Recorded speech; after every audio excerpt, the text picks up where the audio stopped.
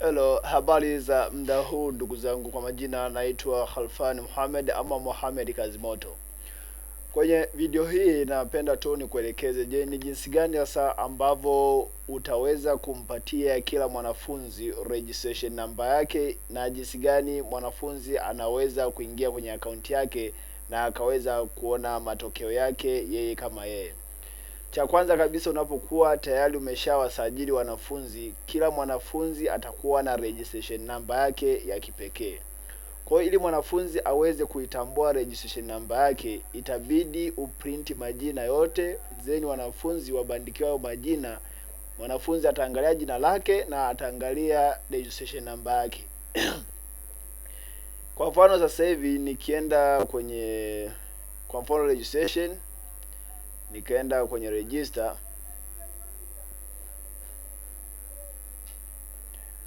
then nikaenda sorting.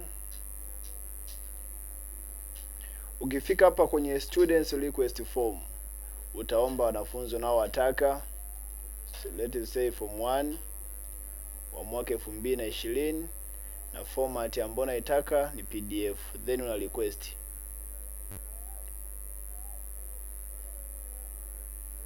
Ukisha request hivyo, basi mfumo wako utakuonyesha majina ya wanafunzi wote.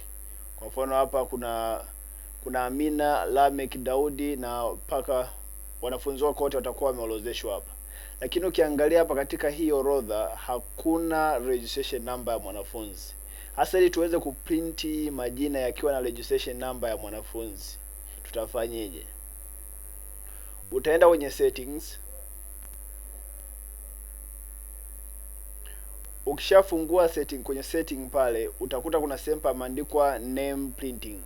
Kwenye name printing utakutana na sehemu umeambiwa by names, by registration number, both name and registration number. Kwa ili wanafunzi waweze kuwa print wakiwa na registration number zao katika PDF, utakuja kusema both name and registration number, then utasave changes. Ukishahakisha kwamba changes zimeshahifadhiwa ama zimekuwa saved, utaenda sasa tena kwenye registration, then register.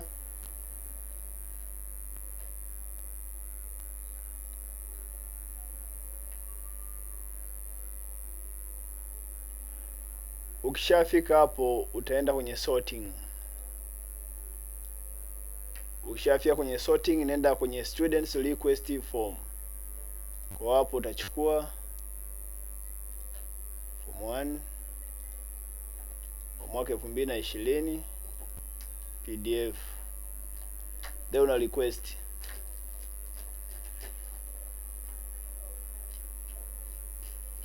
Ukisha request majina yako, basi moja kwa moja yataweza kuja yakiwa na registration number ya wanafunzi kama jinsi inavyoweza kuonekana. Kwa ili kuweza kutambua, kwa mfano hapa tumeshaona Amina Lamek Daudi, registration number yake ndio kama hapa inavyoonekana. Kwa template hapa ya majina ama orodha hii ya majina ya wanafunzi utabidi uidownload. Ukisha download utaenda kuwabandikia wanafunzi. Kwa wanafunzi ukishawabandikia vile, basi kila mmoja atakuwa anajua jina lake ni fulani na registration number yake ni namba fulani. Kwa ili sasa mwanafunzi aweze kuingia kwenye akaunti yake, itabidi atumie registration number yake. Kwa mfano mimi nitatumia hii registration number ya Amina Lameki Daudi. Nitacopy registration number. Baada ya kwa mara ya kwanza kabisa wanafunzi wanapokuwa wameshasajiliwa, basi registration number yao itakuwa ndio kama hivyo, lakini password yake itakuwa ni jina lake la mwanzo. Kwa mfano Amina Lameki Daudi, password yake itakuwa ni Amina kwa herufi kubwa, na Christian Donald, password yake itakuwa ni Christina kwa herufi kubwa. Kwa hivyo ndivyo ambavyo mwanafunzi anaweza kuzijua taarifa zake za kuweza kuingia kwenye akaunti yake. Kwa baada ya mimi kuwa na taarifa zangu kama mwanafunzi, hata nitumie hapa Hamidu, tumia akaunti ya Juma, nitakopi registration number, then sasa hivi naenda ku log out ili niweze kuingia kama mwanafunzi kwenye mfumo.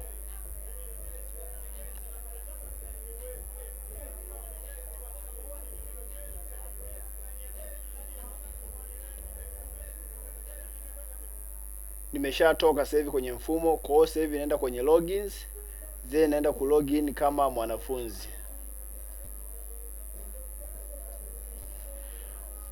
Katika login management ya wanafunzi kuna paneli mbili, kuna paneli ya O level na A level. Kwa mfano wanafunzi ambao sasa hivi nitawatumia hapa ni O level, lakini process ni zile zile pia kwa A level.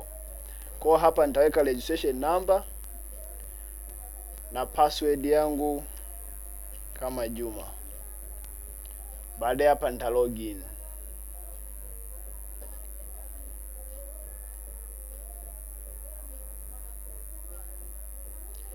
Nikishaingia kwenye mfumo, basi tayari moja kwa moja mfumo wangu utaonekana hivi. Hapa ndipo mwanafunzi anaweza kaona matokeo yake yeye kama yeye. Kwa mfano hapa tayari tumeshaona kuna Juma Shimie Evariste, na ukishabonyeza kwenye student results kuna sehemu atakuta sehemu pameandikwa view results. Kwa hiyo atabonyeza kwenye view results,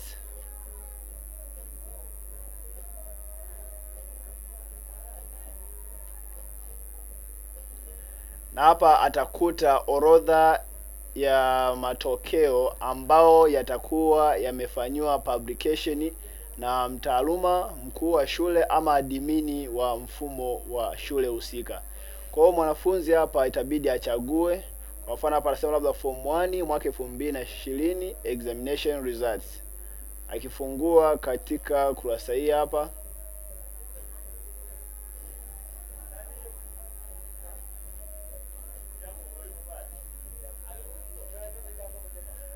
atakutana na aina ya matokeo hapa. Kuna matokeo ya mtihani wa jaribio kidato cha kwanza mwaka 2020 mwezi wa 7, na tulipublish wiki 2 zilizopita. Na yapi nategemeana ili mwanafunzi aweze kuona huku matokeo, basi nategemeana na kama wewe mtaaluma mkuu wa shule ama admini utakuwa umefanyia publication ya matokeo husika. Kwa hiyo baada ya kufanya hivyo, mwanafunzi atabonyeza kwenye matokeo ya mtihani ambayo anahitaji. Akishafungua hivyo, basi atakuta taarifa zake zote. Kwa mfano hapa ataambiwa kabisa jina lake na registration number yake. Ataangalia kama ni sahihi ili aweze kuelewa kwamba ni sahihi, yuko kwenye akaunti yake. Ataambiwa ni matokeo ya mtihani fulani. Atapewa pia na taarifa za kitaaluma ambazo anakuwa amezipata. Kwa mfano hapa tunaona huyu Juma Shimie Evariste, uraia amepata 65, grade B na comment moja kwa moja, na hapa chini inampa summary.